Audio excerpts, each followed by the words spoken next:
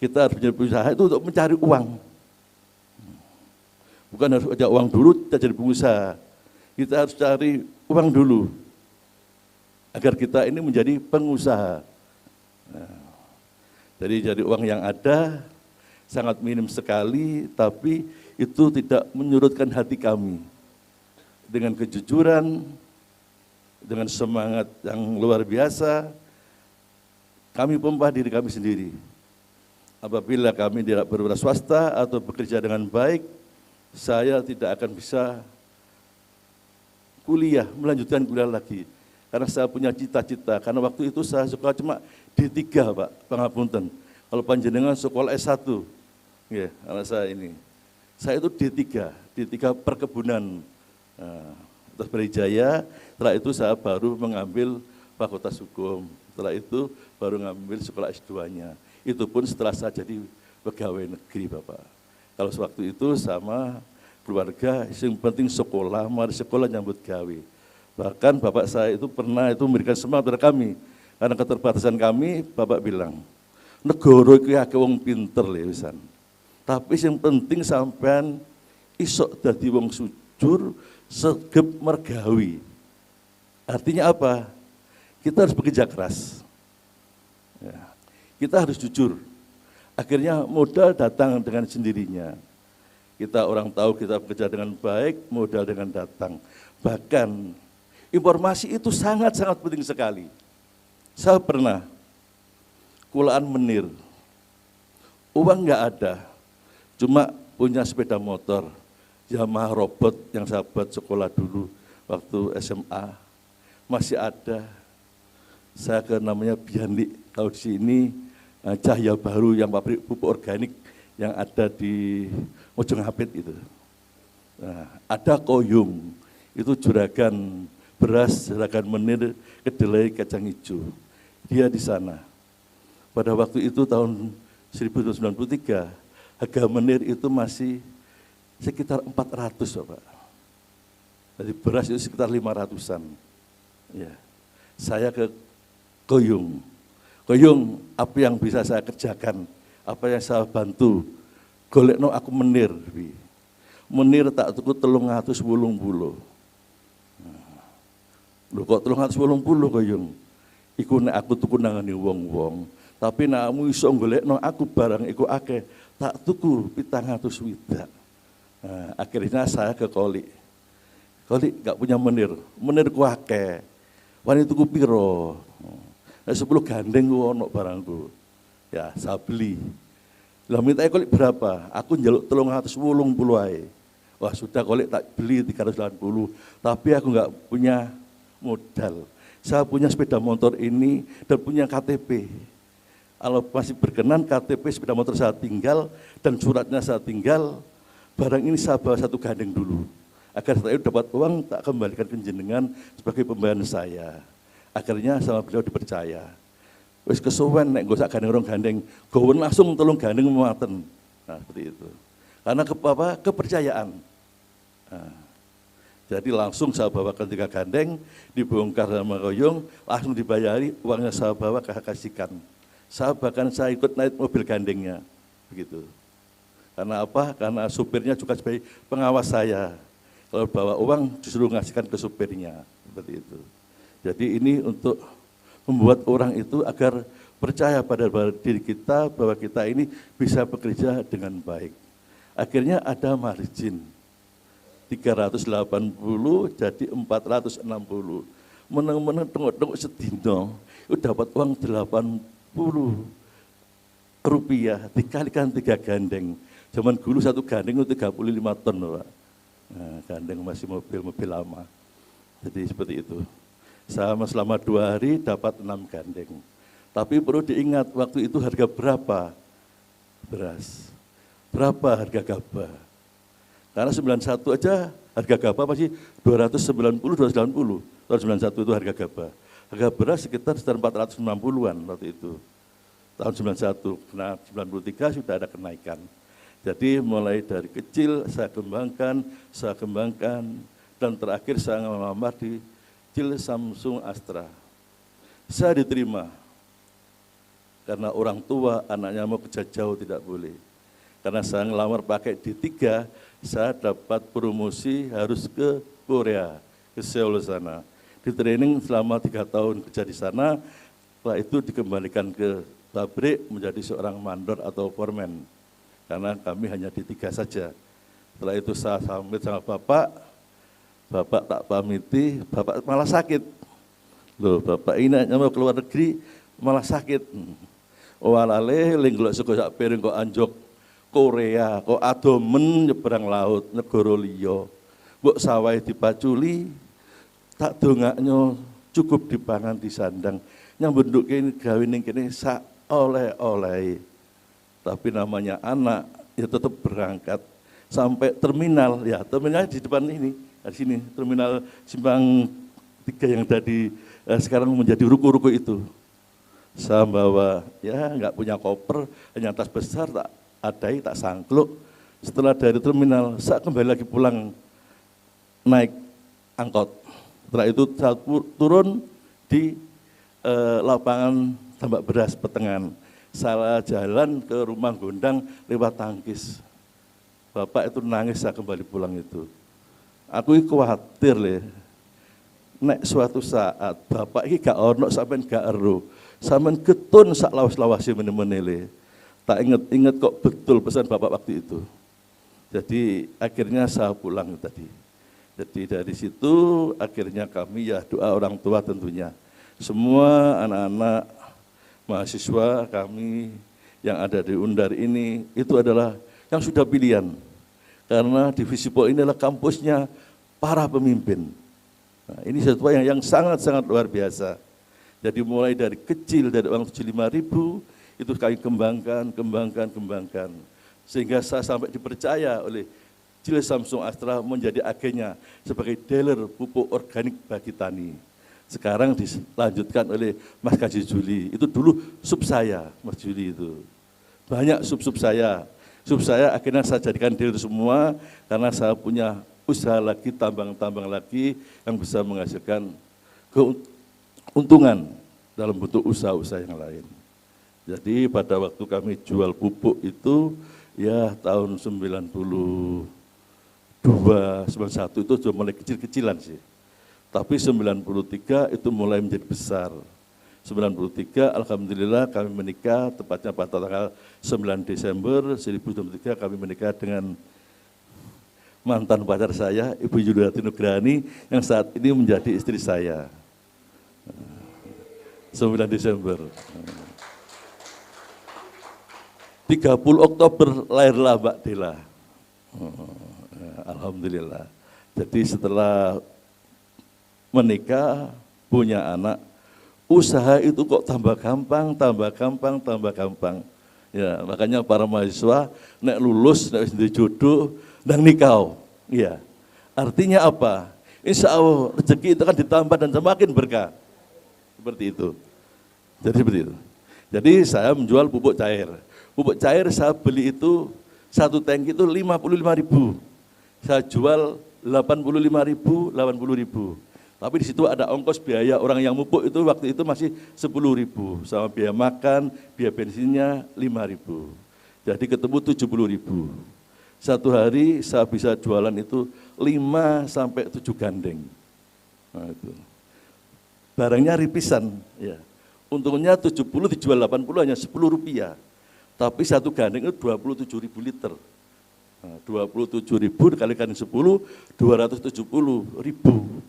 Dikalikan 7, minimal saya itu dapat 5 sampai 6 itu minimal, gitu. Bisa sampai 9, 10 gandeng. Ya, itu. Harga beras masih 560-an, harga gula ya sekitar 780-an waktu itu. Kami sudah ada penghasilan itu. Dari uang itu kami tabung, kami kembangkan, kami jual buat sewa lahan. Nah, dulu ini mohon maaf Mas Lurah, kalau niku sering nyewa sabin, ganjarannya Pak Lurah, Pak Pamong-Pamong niku. Ya. Tahun 98 ada Krismon. Ya, harga gula 1.200 sampai akhirnya menjadi 3.600. Pada waktu itu kami punya lahan garapan ada 60 hektar, ada tebasan 20 hektar. Jadi ada 80 hektar Pak waktu itu. Karena apa? Karena waktu itu ada namanya TRIS, Tebu Rakyat Identifikasi. Kita punya lahan, kita tanam, dipinjami oleh PG. Jadi seperti saat ini KUR, kredit usaha rakyat seperti itu. Tapi ada jaminan, jaminannya ya tanaman tebu yang akan kita panen ini. Sehingga saya bisa kirim ke Jombang Baru, PG Cukir, PG Lestari, sampai seperti itu. Jadi itu dapat rezeki yang tak terhingga. Min khaisu la tasib. Allah memberikan rezeki yang tidak disangka-sangka. Tapi biasanya itu kepada hamba-hamba Allah yang bertawakal, berserah diri pada Allah, menjalankan perintahnya, menjauhi larangannya. Akhirnya apa? Orang berbisnis ini harus jujur, harus berani mengambil risiko.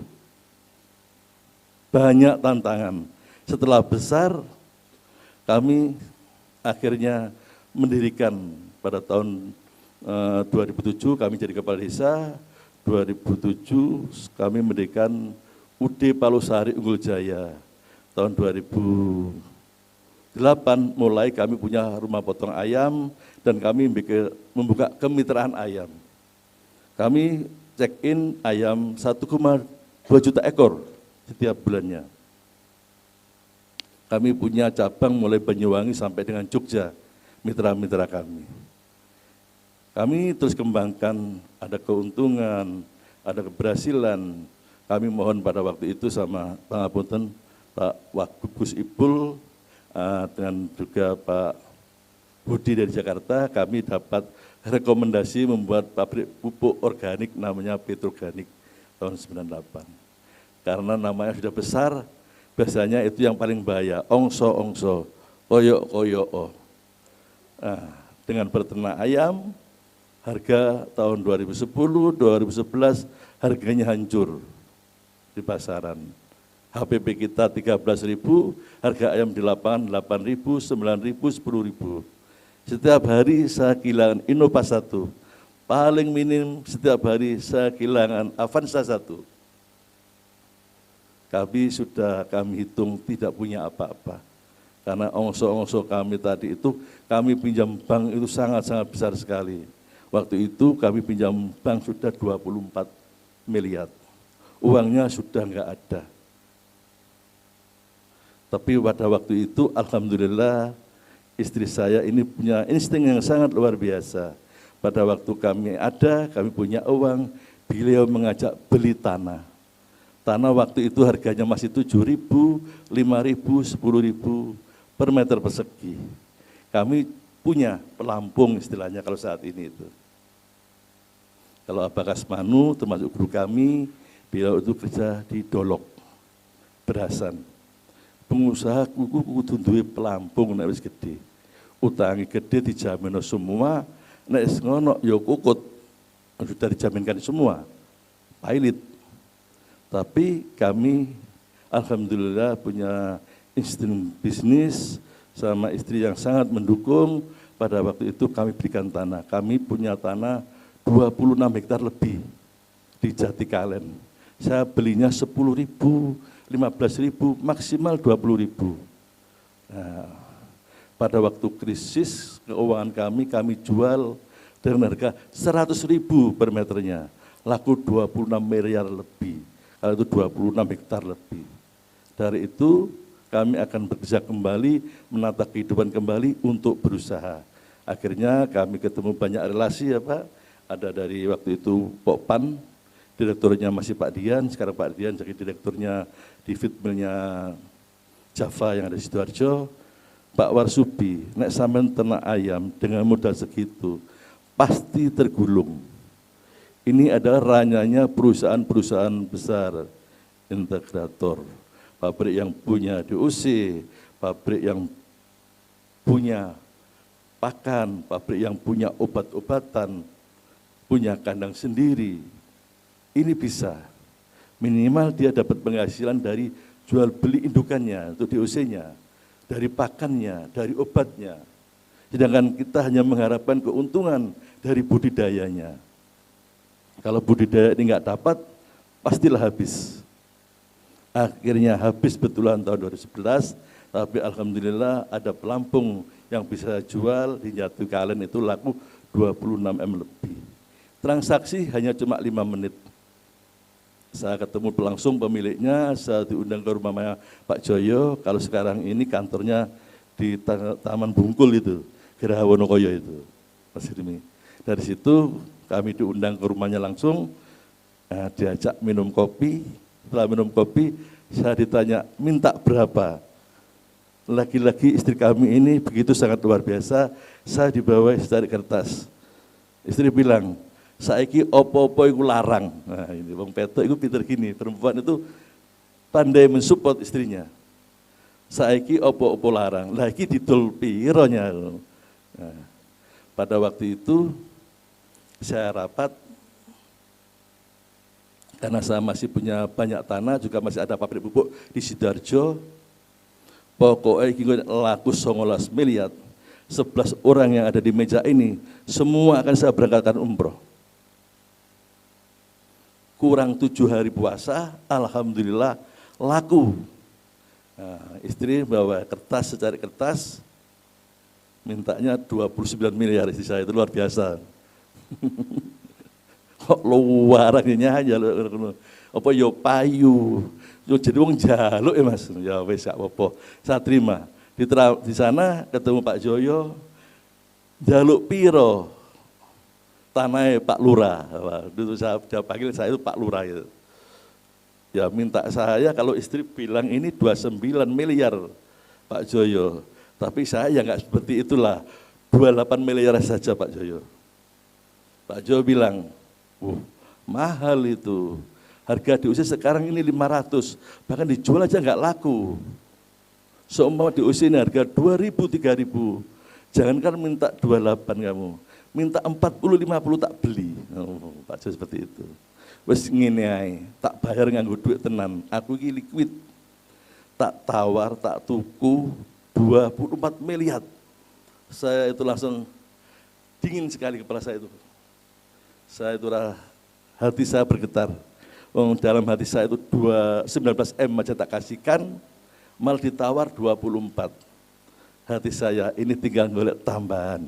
Nah, alhamdulillah setelah itu saya bilang ke Pak Joyo, sudahlah Pak Joyo 27, sudah 25 saja saya naik 1 miliar. Begini Pak Joyo juga mau ke London. Pak Joyo orang sibuk, begini aja ini biar segera jadi. Saya turun 1, Pak Joyo naik 1. Ini cocok itu, akhirnya bilang gitu. Akhirnya ketemu saya di 27, saya turun 1 miliar, beliau menaikkan 1 miliar. Jadi ketemu 26 miliar. Jadi itu yang bisa saya rasakan untuk membantu cash flow kami. Karena kami ada pinjaman di bank 24 miliar. Nah, kami juga punya aset lagi satu, pabrik pupuk organik yang ada di Sidoarjo. Pada waktu bangun itu pun ya, mohon maaf Mas Helmi, nggak punya uang. Saya dipanggil oleh Direktur Petro, bagian marketing, pemasaran, dan juga produksi dan pengawasan. Ada 3 direktur. Karena namanya pengusaha atau berusaha swasta.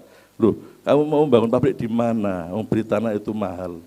Saya bilang begini, kalau diberi kesempatan, jangankan 1-2 pabrik, 10 pabrik akan saya bangun. Kakak saya Mas Budi itu bilang setelah pulang, lah Pak katanya bangun duit kok endi Bi?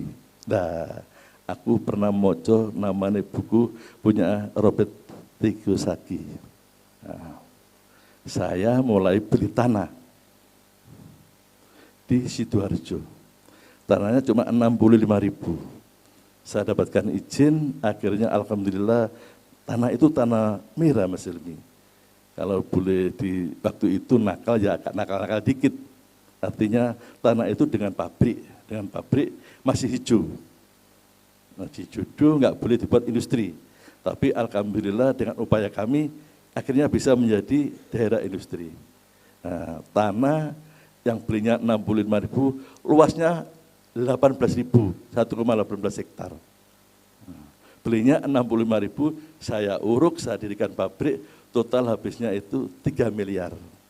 Pada waktu kerugian, itu tahun 2008, 2009, 2009. Ya, 2 tahun kemudian usaha kami hancur, kami jual. Nah, kami jual ini kami juga agak sembrono. Gitu. Pak Dekan, para mahasiswa seperti itu. Saya menjualnya, saya tawarkan waktu itu cuma ya 9 miliar. Beliau nawarnya 7 miliar. Setelah itu saya diminta turun 500, dia naik 500, akhirnya laku 7,5. Tapi alhamdulillah hanya dalam waktu yang 2 tahun sesingkat itu dari uang 3 miliar menjadi uang 7,5. Jadi masih ada keuntungan 4,5 miliar. Jadi dari gitu uang saya kumpulkan, setelah itu saya mulai membuka bisnis lagi, memperbesar rumah potong ayam. Di rumah potong ayam saya perbesar, pada waktu itu tahun 2012-13 kami mulai membangun lagi, kami lanjutkan lagi membangun menjadi PT tahun 2015-16. Kami dirikan PT Palusari dengan 2 unit usaha rumah potong ayam. Dari situ akhirnya usaha ini cuma 1,5 tahun sudah BEP, sama dengan pabrik pupuk. 1 tahun sudah BEP. Sudah break even point, nah, dimodal kembali semuanya. Hanya waktu 1 tahun. Karena pada waktu itu persaingan juga belum begitu ketat dan juga belum banyak pabrik dan rumah potong ayam. Jadi kami memutar uang begitu sangat cepatnya. Alhamdulillah dari hasil itu kami berikan tanah di Dusun Prayungan, Kecamatan Lengkong, Kabupaten Nganjuk.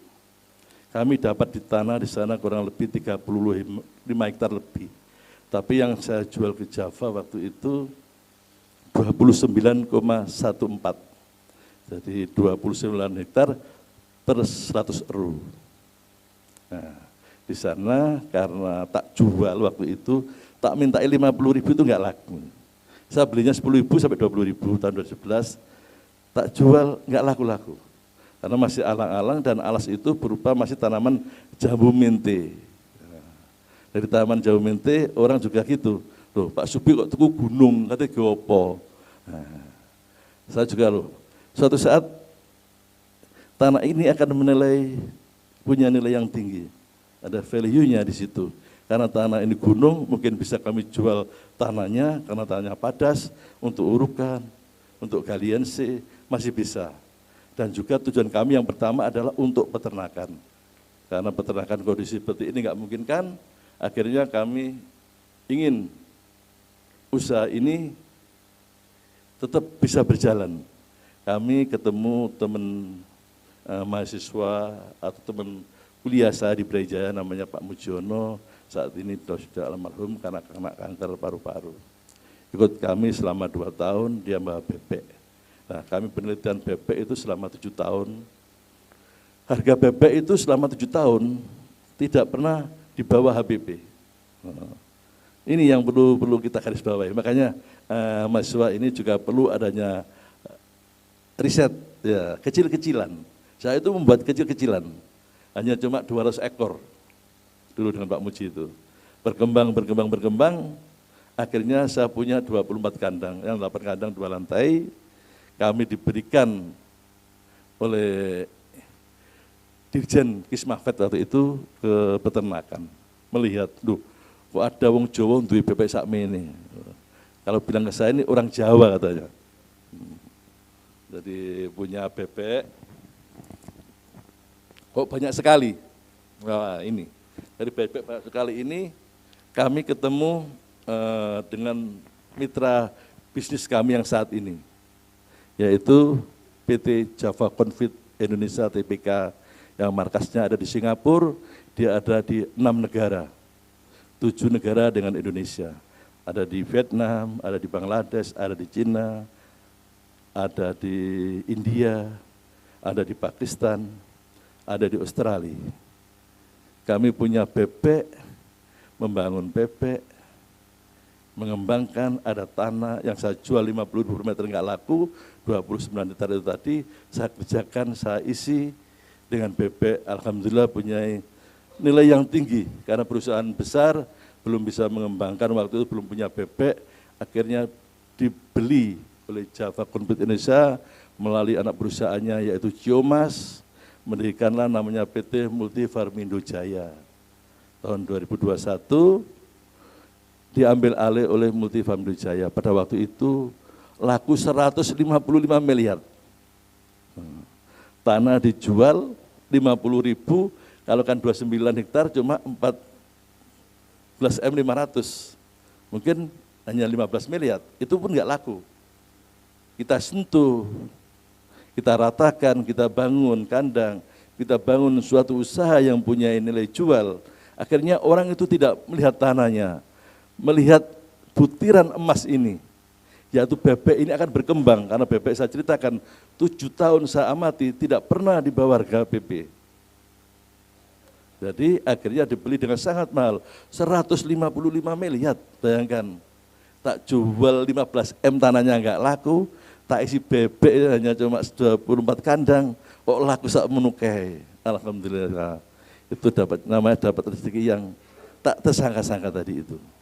Nah dari situ, alhamdulillah sampai saat ini kami menjadi komisaris di PT Multi Farmindo Jaya, kami megang saham 25%, sekitar 47 M 500, kemarin injeksi lagi sama beliau, kami beli tanah, beberapa bidang sama beliau dihargai 15 miliar. Jadi kami sekarang ini punya 62 M 500 di satu perusahaan PT Multi Farmindo Jaya. Seperti itu. Nah saat ini kami memimpin perusahaan di beberapa bidang perusahaan.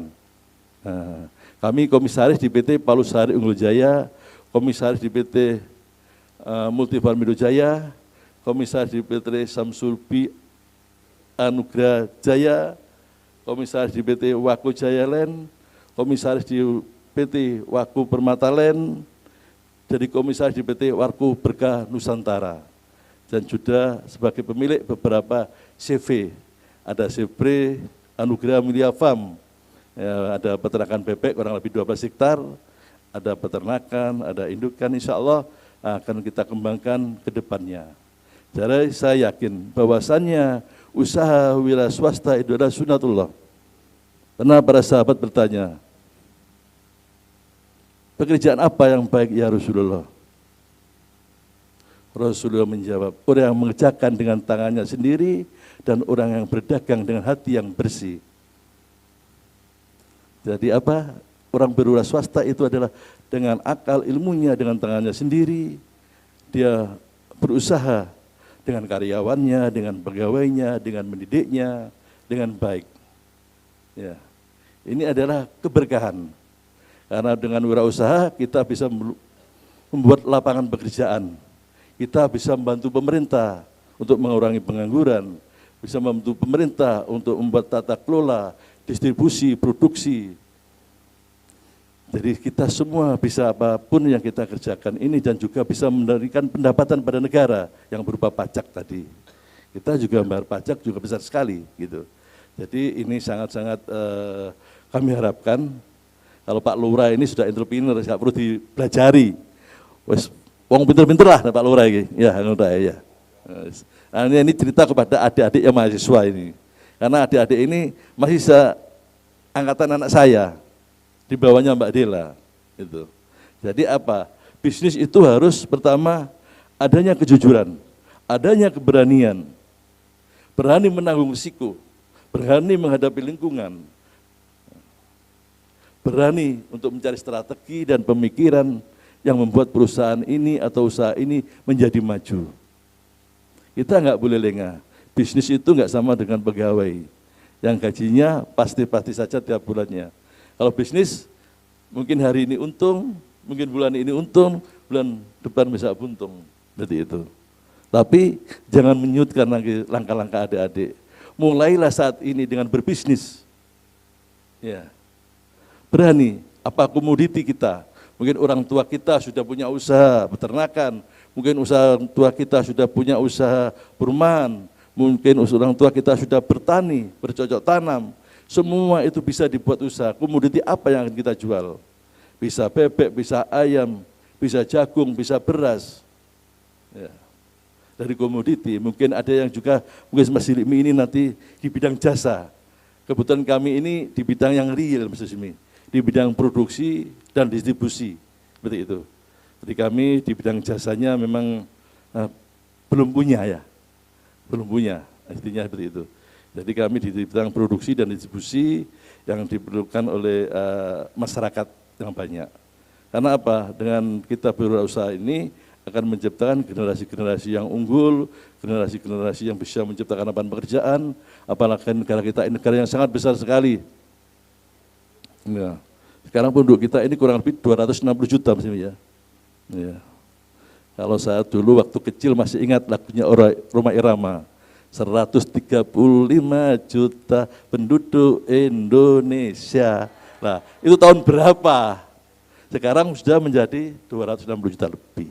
Itu adalah potensi pasar yang sangat luar biasa.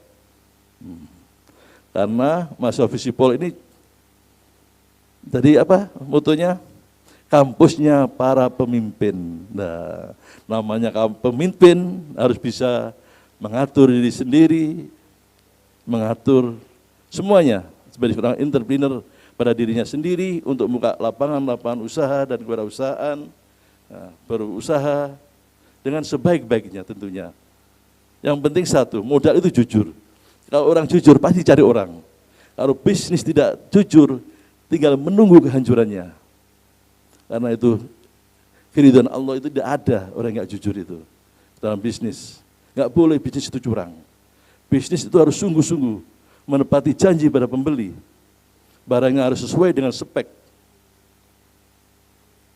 Kalau kita diberi jatuh tempo, waktunya 15 hari harus kita bayar. Nah, kalau kita sungguh-sungguh, akhirnya ditingkatkan. Jadi dulu kayak dikasih plafon katakanlah 1 miliar gitu, ditaikkan bisa menjadi 2-3 M plafonnya, seperti itu. Jadi itu sangat-sangat luar biasa. Jadi kalau dilihat dari kami, memang dari kecil, pernah kami longsor gak karu-karuan. Rumah itu dibangun semua, bayangkan tahun 2011 itu.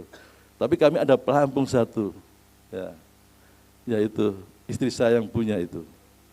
Nah di sebalik semua ini adalah adanya seorang wanita yang luar biasa, di samping istri yang sukses. Makanya ada yang perempuan, ya support nanti kalau sudah menikah suami yang disupport untuk bekerja dengan baik, dengan jujur, dan seadil-adilnya berusaha seperti itu.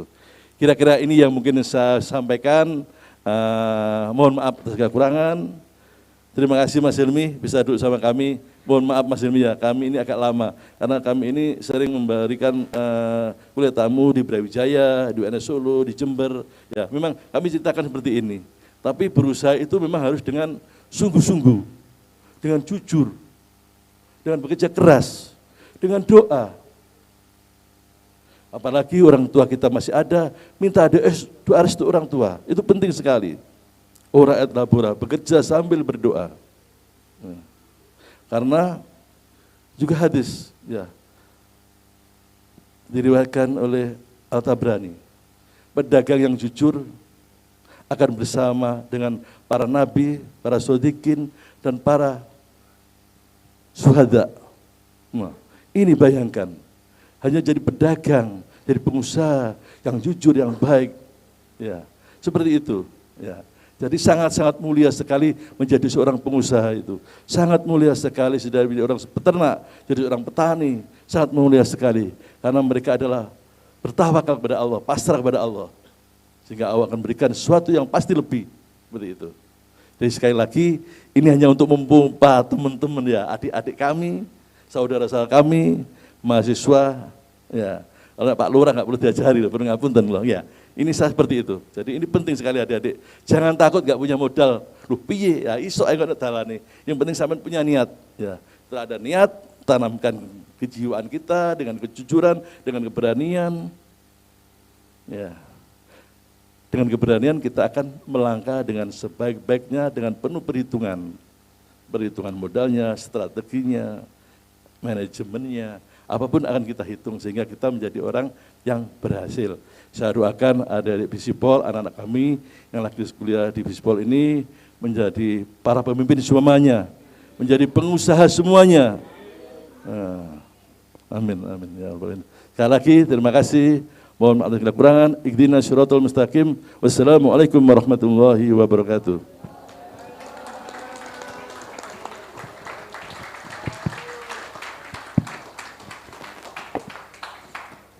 Terima kasih telah menyampaikan pengalaman berwirausaha yang sangat luar biasa.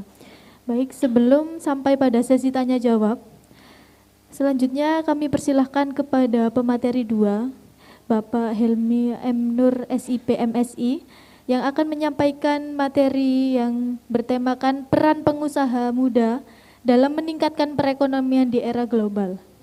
Kepada Bapak Helmi, kami persilahkan.